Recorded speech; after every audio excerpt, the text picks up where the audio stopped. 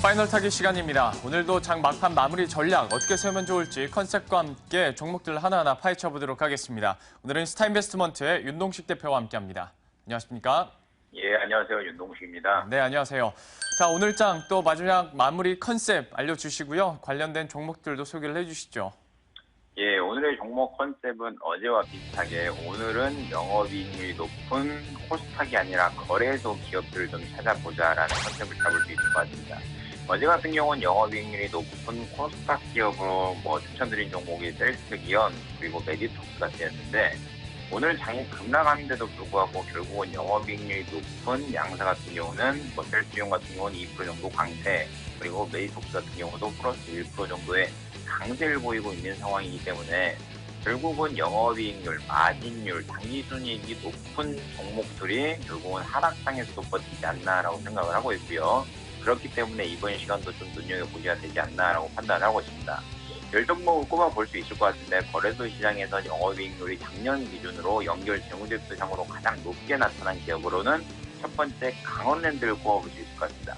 강원랜드 같은 경우는 작년 기준으로 34%가 넘어가는 영업이익률이 나와 있는 상황이죠. 그리고 두 번째로 NC소프트 그리고 SK하이닉스를 좀 꼽아볼 수 있을 것 같은데 SK하이닉스 같은 경우는 굉장히 쉬운 기업이죠. 매매하기 쉬운 기업이었었는데 항상 4만 원대에서 매수, 5만 원대에서 매도를 하면 되는 단순한 구도의 좀 매매 패턴을 보였던 종목인데 최근 들어가지고 이제 반도체 PC 시장의 수요가 좀 과다 수요다, 과다 공급이다, 이런 뉴스들과 그리고 재고량이 증가되고 있다라는 뉴스, 그리고 마이크론 테크놀로지를 중국의 기업 기업이 인수한다는 루머 때문에 주가가 37,000원까지 좀 급락하는 패턴을 보였고요. 회사 측에서도 마이크론 테크놀로지 측에서도 제안 받은 적 없다. 그리고 중국 쪽에서도 거부하고 있는 상황인데 최근 들어가지고 SK하이닉스 같은 경우도 자사주 매입 공고가 났죠. 제일모직과 삼성물산과 마찬가지로 자사주 매입 공고가 나면서 하방 경직성을 좀 받쳐주는 상황이 아닌가라고 하고 있는데 중국과 관련된 재료가 좀 설이 좀 소멸이 확실히 된다고 하면 다시 한번 주가가 레벨업 가능하겠지만 그 설이 지속적으로 시장에 노출된다고 하면 의구심이 들 수밖에 없는 상황이니까 SK하이닉스 같은 경우는 지금 또 영업이익 높다 하더라도 관망하는 자세가 좋을 것 같고요. 네 번째로 KPNG도 꼽아볼 수 있을 것 같고 그 다음에 무학도 꼽아볼 수 있을 것 같은데 무학 같은 경우도 최근 들어가지고 이제 소주 시장의 돌풍에 같이 좀 연이어서 가고 있는 상황이죠. 롯데질성의 순환이 그리고 하이프진로의 자몽에이드를 힘입어 소주 시장이 다시 한번 가파르게 크지 않나라고 하고 있기 때문에 무학 같은 종목 눌림목모행하시 굉장히 좋은 상황이고요. 그리고 현대백화점, CS윈드, 신한, 우황약품, GYC 이렇게 좀 10종목을 두드려 볼 수 있을 것 같습니다.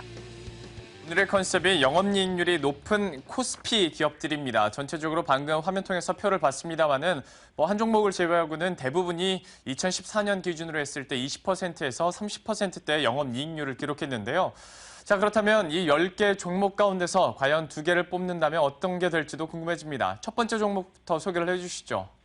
예, 첫 번째 종목으로는 저희가 잘 알고 있는 친근한 현대백화점을 꼽아볼 수 있을 것 같습니다. 현대백화점 같은 경우는 2분기 실적은 매수 관련돼가지고 결국은 안 좋죠. 그런 것 때문에 지속적으로 주가가 좀 하락을 했었는데 이슈적인 부분에 대해서는 사점을 드릴 수 있을 것 같습니다. 좀 안 좋죠. 2분기 실적 부진 그리고 시내 면세점 진출 선정 탈락 이런 부분 때문에 주가가 과거에 4만 원 4월 중순에 14만 원대부터 17만 원까지 올라갔다가 결국은 재료 소멸을 가지고 다시 14만 원, 13만 원대로 내려왔는데 7월 10일이죠. 시내 면세점 입찰 선정 탈락 이때 매수하셨다고 보면 굉장히 좋은 타이밍인데 지금 좀 벗어나지 않았나 생각이 들고요.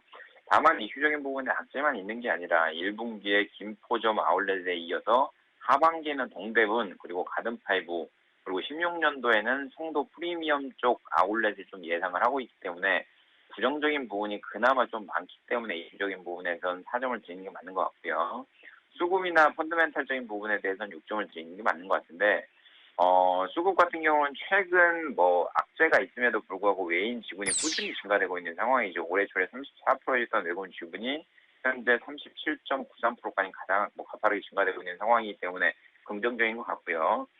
당사 같은 경우는 현재 주가가 14만 9천 원인데 BPS가 14만 원입니다. 현재 주가랑 거의 BPS가 비슷하다고 보시면 될 것 같고요. 부채 비율도 50% 미만, 유보율 또한 2,700% 정도 넘어서는 상황, 그리고 PBR 지수도 0.8배 수준이기 때문에 펀더멘탈적인 부분에 대해서는 한 6점 정도 좀 후하게 드리는 게 맞는 것 같고요. 성장성에 대해서는 아까 말씀드린 대로 이제 매출이 2분기엔 좀 안 좋았지만 3분기엔 좀 기대해 봐도 좋지 않나라고 생각을 하고 있고요. 실적 또한 그거에 연결시켜서 2분기엔 좀 안 좋지만 3분기에는 좋겠다라는 기대심 때문에 실적 부분도 4점을 드리겠습니다. 당사 같은 경우는 목표가 16만 2천 원 잡아드리겠고요. 손절가는 작게 14만 원 잡아드리겠습니다. 첫 번째 종목으로 현대백화점을 꼽았고요. 목표 주가 16만 2천 원과 손절가 14만 원을 제시해 주셨습니다. 최근에 나왔던 종목들에 대한 투자 매력도 점수가 8점대도 많이 있다 보니까 오늘 다시 한번 좀 점수가 짜진 것 같은 느낌도 드는데요. 두 번째 종목, 과연 투자 매력도도 얼마나 될지 더 궁금해지는 것 같습니다. 종목명도 함께 공개를 해주시죠. 두 번째 종목은 점수가 더 짠데 좀 걱정입니다. 두 번째 종목은 저희가 굉장히 친숙한 기업이죠. BYC를 들 수 있을 것 같습니다. BYC 같은 경우는 시총이 한 2,500억 정도 됩니다. 이 기업 같은 경우는 어렸을 때 많이 이용했던 러닝 이런 쪽으로 좀 인수한 기업인데 펀더멘탈적인 부분에 대해서는 이 기업은 과감하게 7점을 드릴 수 있을 것 같습니다. 왜 그러냐면 현재 주가가 32만 8천 원이고요. 시총이 2,500억 그리고 대주주가 가지고 있는 게 75만 주, 75% 그리고 발행 주식 자체가 워낙 없습니다. 발행 주식 자체가 62만 주밖에 안 되는 상황이고 펀더멘탈적인 부분에 대해서 7점을 띄우는 이유가 결국은 막강 부동산을 가지고 있는 기업이라고 보시면 될 것 같고요. 현재 주가가 32만 원인데도 불구하고 BPS가 현재 주가보다 50% 정도, 한 40% 높겠네요. 40% 높은 44만 원입니다.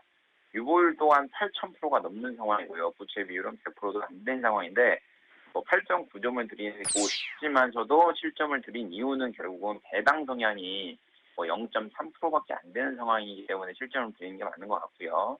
이슈적인 부분에 대해서도 5점 드리겠는데 이렇게 주가가 가파르게 과거 대비해서 올랐는데도 불구하고 결국은 5월, 6월에 최대 주주 75% 갖고 있는 최대 주주가 추가로 지분을 매입을 했습니다. 그 얘기인 직전은 아직도 자기는 목마르다는 걸 표면적으로 드러내기 때문에 긍정적인 호재가 있는 것 같고요. 성장성에 대해서도 6점을 드리겠는데 지금 BYC에서 신축 공사를 하고 있는 안양 쪽에 오피스텔 신축 공사가 완료된다고 하면 연간 300억 정도의 임대 수익을 좀 예상할 수 있기 때문에 좀 눈여겨보셔야 된다고 생각을 하고 있고요. 수급적인 부분에 대해서는 3점을 드릴 수 있는 것 같은데 뭐가 문제냐면 결국은 대주주가 75% 그리고 한국밸류에서 7%를 갖고 있다 보니까 시장이 유통되는 게 18%밖에 안 됩니다. 그러니까 거래량이 워낙 없는 상황인데 그나마 눌렸을 때 조금씩 매주해 보시면 좋은 조건이, 좋은 타이밍이 되지 않겠는가라고 생각을 하고 있고요. 현재가 32만 8천 원인데 당사 같은 경우는 목표가 37만 5천 원, 손절가는 딱 31만 원 잡아드릴 테니까 그거에 맞춰가지고 매매하시면 큰 수익 나지 않겠는가라고 정리하겠습니다. 두 번째 종목 BYC였고요. 목표 주가 37만 5천 원과 손절가 31만 원을 제시해 주셨습니다. 그리고 투자 매력도 점수가 좀 짜다고 걱정을 하셨는데요. 사실 개인적인 입장에서도 소개해 주시는 종목마다 8.9점인 것보다는 좀 짜더라도 보수적인 게 투자에는 더 큰 도움이 되기 때문에 크게 걱정은 안 하셔도 될 것 같습니다. 자, 지금까지 스타인베스트먼트의 윤동식 대표와 함께했습니다. 고맙습니다. 예, 감사합니다.